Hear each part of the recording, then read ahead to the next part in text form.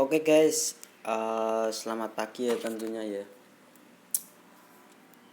Aku hari ini seperti biasa ya guys. Aku mau bahas cara scalping lagi buat hari ini ya, tapi karena marketnya juga kalian tahu ya, lagi merah semua ya kan nih. Cuman beberapa aja. Oh ya, tadi aku sempat lihat apa namanya, BCD ya, kalau nggak salah. BCD itu naik naik banget. Nah, di area sini di jam 10 malam itu ya. Tapi aku nggak mau bahas BCD ya guys, karena sebenarnya aku tergiur buat in market di BCD. Cuma karena aku ini jarang apa namanya, nggak pernah masuk BCD, jadi aku nggak begitu tahu polanya ya kan, dan titik-titik mananya ya, walaupun bisa di apa namanya, dianalisa. Cuman karena gimana ya, kurang terbiasa aja masuk market BCD, jadi aku agak takut.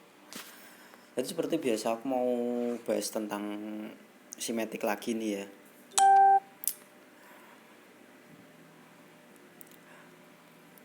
Nah, jadi aku kemarin itu tidur sekitar jam 3 guys, jam 3 pagi ya. Aku capek banget, jadi aku lihat market itu naik turun naik turun. Aku mau open posisi agak ragu. Pagi-pagi ternyata sempat nyentuh di area 22.000 ya guys. Seperti biasa sebelum lihat kita mau scalping tuh kita lihat pergerakan si BTC dulu ya. Si BTC di satu hari. Nah, ini kalau aku lihat si BTC ini sudah nyentuh area support ya. Walaupun bukan support yang kuat banget di area sini, tapi ini juga area support kok, ya kan? Ini area support, jadi paling, oh iya, jangan paling-paling yang harus pasti nih. Nanti biasa buka MACD. Maaf ya kalau aku ini buka apa indikatornya terlalu banyak. Kalau buat kalian yang kurang apa namanya, kurang gimana ya aku jelasnya, kurang paham, kalian bisa tanya-tanya di kolom komentar aja, takutnya nanti kalau aku jelasin terlalu panjang ya kan. Tapi memang dasaran indikator itu perlu supaya apa, buat orang scalping itu guys, titik akurasinya harus pas gitu loh. Jadi jangan asal open posisi. Kalau kalian mau jangka lama itu it's okay, nggak apa-apa, selisih 3% bahkan sampai 5% it's okay, nggak masalah. Karena pastinya juga, karena tapi tetap gak boleh asal-asalan ya. Kalau ini aku pakai indikator terlalu banyak gini karena supaya aku mau mantepin guys. Kalau mau buka open posisi itu supaya hatiku mantep gitu loh sama apa yang aku apa in apa tretin, apa sih namanya, open posisi. Nah, jadi kita lihat di sini si BTC ini kan punya ini ya, support kuat sini ya, di area sini nih ya. Nah,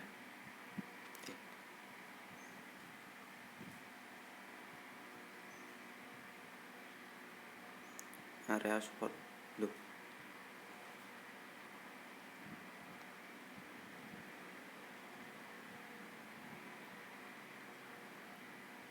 Nah, di area sini ya kan, kasih garis merah dulu.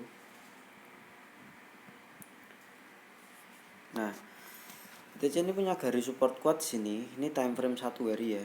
Jadi kalau kita mau scalping itu kita lihat secara jelas dan detailnya dulu ya. Di area 1 hari dia mau persilangan lagi ya kan, kita lihat dari MACD-nya. Tapi di area stokastik RSI dia sudah mau ke bawah. Paling mungkin akan jadi seperti ini ya, di area sini nih kayak kepelan, bukan ini apa, area jenuh beli lah. Nah, untuk ini kan stokastik RSI-nya ini kan garis gitu ya. Kita bisa lihat di indikator Fisher ini. Dia paling bawah pernah dicatat rekor tuh di area minus 2.9564. Nah kalau kita lihat pergerakan BCC satu hari seperti ini dan dia mau persilangan, tapi kalau kita mau scalping kita harus tetap waspada. Berarti kalau scalping di satu hari ini agak riskan, berarti kalian masuknya mungkin di 2 hari ke depan atau 3 hari ke depan. Tapi itu untuk scalping jangka menengah ya. Kalau kita lihat juga di area 4 jam, time frame 4 jam. Di area time frame 4 jam, BTC ini mau melakukan persilangan, tapi persilangan yang kurang bagus. Karena ditandai dengan stokastik RSI-nya yang mau persilangan ke bawah lagi, tapi di sini juga belum ada tanda-tanda mau persilangan, tapi Fisherman-nya dia sudah mau naik ke atas. Kita lihat 1 jam.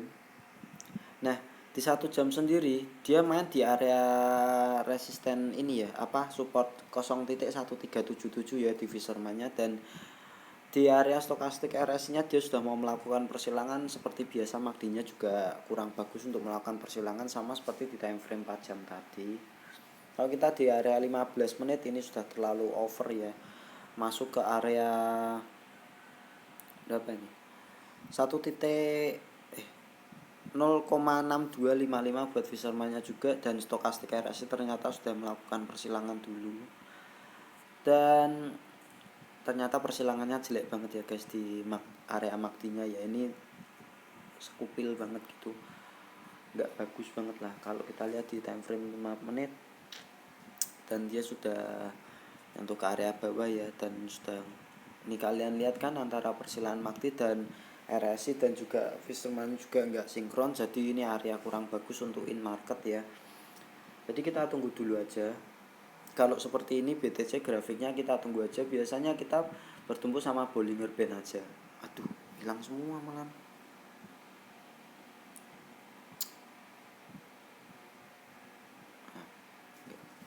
Sebentar guys, aku hapus dulu nih yang ini. Gimana ya cara hapusnya ya? Aku hapus dulu yang ini. Jadi kita jangan in market di area sini, kita bertumbuh sama Bollinger Band aja ya kan. Berarti ini paling tidak dia mau di area 15 menit ini ke area 471-an ya. Berarti hanya sedikit dampaknya. Kalau kita mau sekali di area 15 menit dan 1 jam kita tetap bertumbuh, dan kalau memang mau persilangan mungkin dia ada di area sini ya. Ini sudah kena di area support yang paling kuat ya kan. Belum ya, area support paling kuatnya ada di 429 juta. Jadi kalian be careful ya kan buat time frame 1 harinya. Sekarang kita mau lihat ke Matic lagi. Nah untuk Matic sendiri ini di time frame 1 jam, kita lihat MACD-nya dulu seperti apa.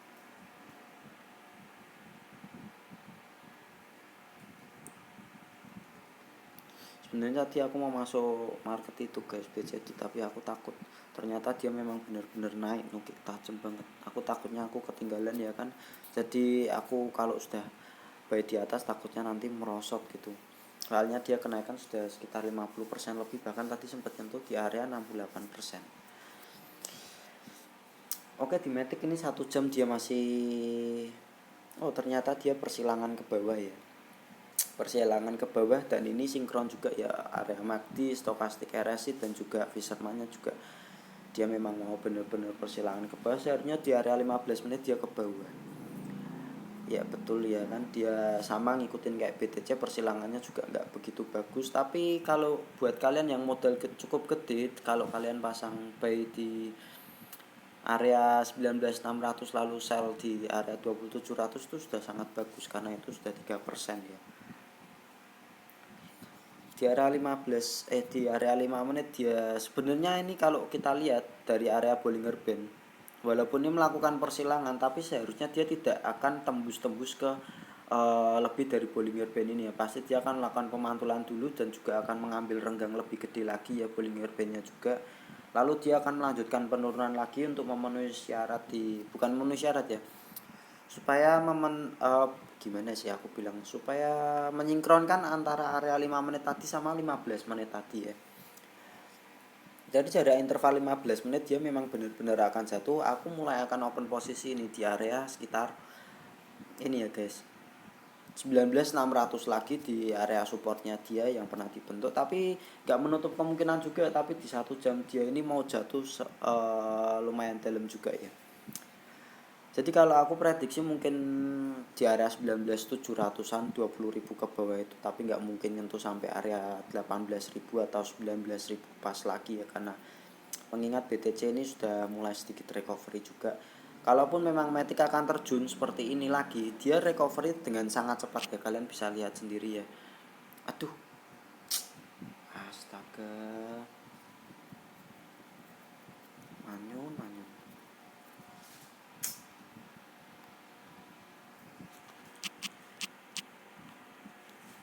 Jadi aku tetap tadi kepencet back sih guys, bikin males kalau dari HP sih ya. Soalnya kalau dari komputer itu kurang paham sih gimana caranya. Tadi apa bisa Polymer. Nah, untuk open posisi kali ini kita lihat kalau di time frame 15 menit ya seperti ini ya, melakukan persilangan lagi. Jadi kita tunggu aja, kita sabar sebelum open posisi. Sebelum mau ngelakuin open posisi kita harus sabar dulu, sepertinya dia akan jatuh di area sini ya. Tapi tetap akan ada pemantulan, tapi nggak mungkin bisa lebih dari area 2500 lagi, karena di time frame 1 jam ini dia bakal mau jatuh ya kan. Kalau memang dia mau persilangan it's okay, nggak apa-apa, bagus juga, tapi mungkin di area sini lagi ya guys.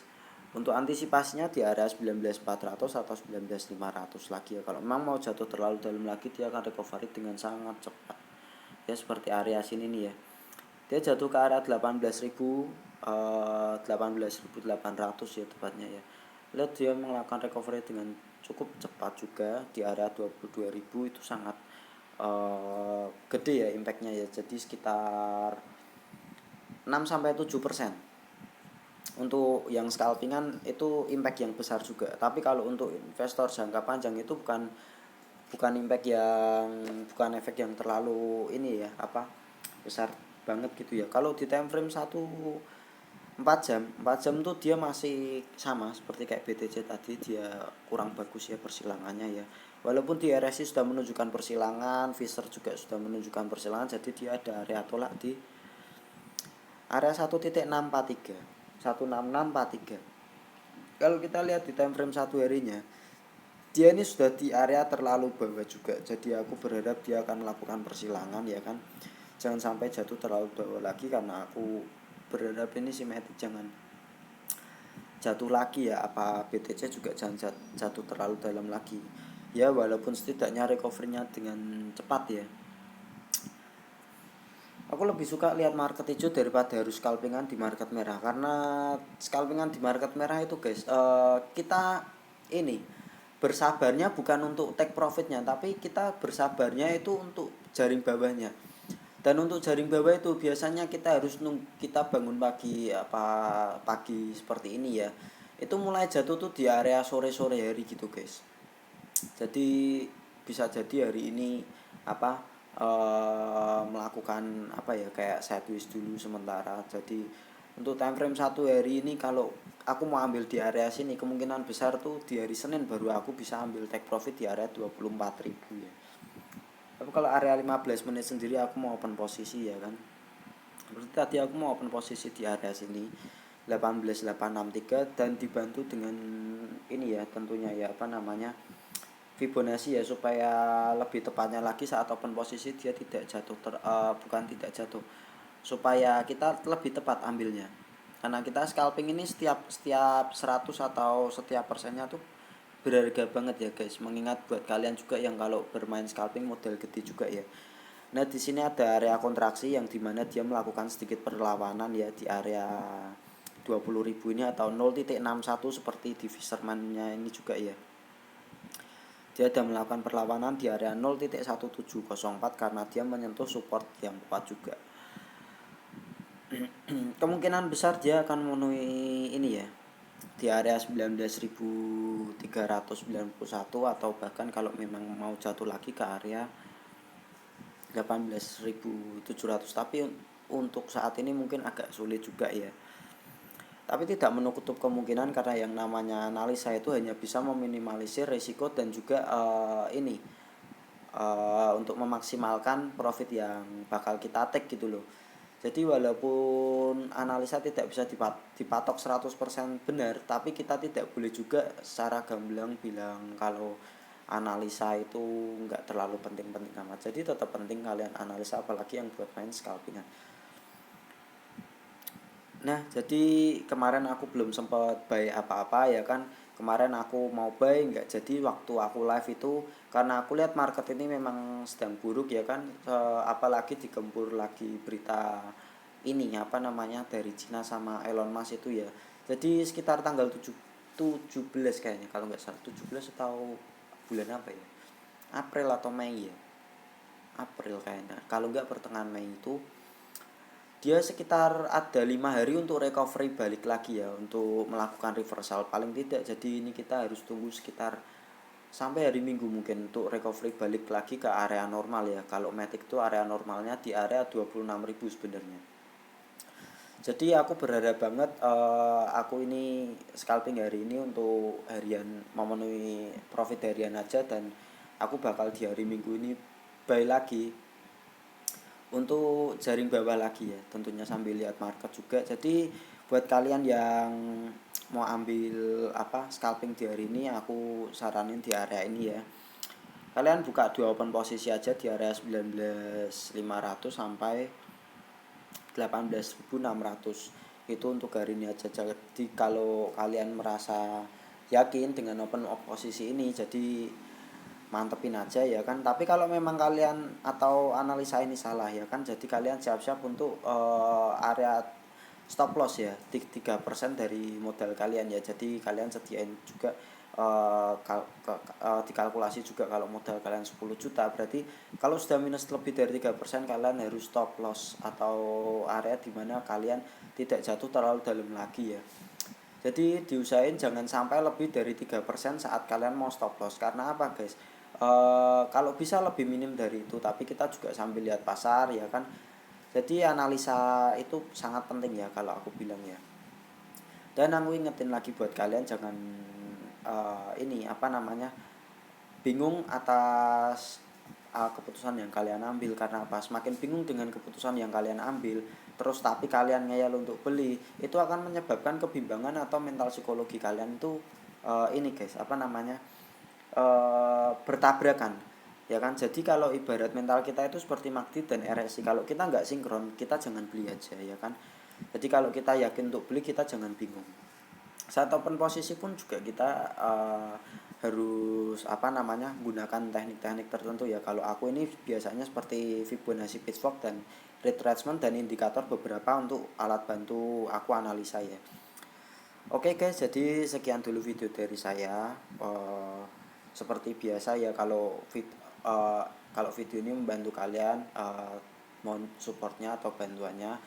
Dan kalau aku ingetin lagi buat kalian beberapa ini ya, jadi tetap lakukan riset mandiri kalian juga, tetap waspada dengan gimana ya aku bilangnya, tetap riset pribadi kalian sendiri, riset mandiri kalian sendiri, dan jangan asal ikut untuk apa namanya open posisi itu jangan ikut-ikutan, atau stop loss pun jangan ikut-ikutan, dan take profit pun jangan ikut-ikutan. Kalau bisa kalian belajar untuk menganalisa sendiri supaya memantapkan ini apa analisa kalian untuk kedepannya lagi. Jadi jika kalian salah untuk analisa hari ini atau kedepannya kalian salah, paling tidak keesokannya kalian tidak mengulangi di kesalahan yang sama, walaupun itu tidak bisa menjadi patokan juga ya kan.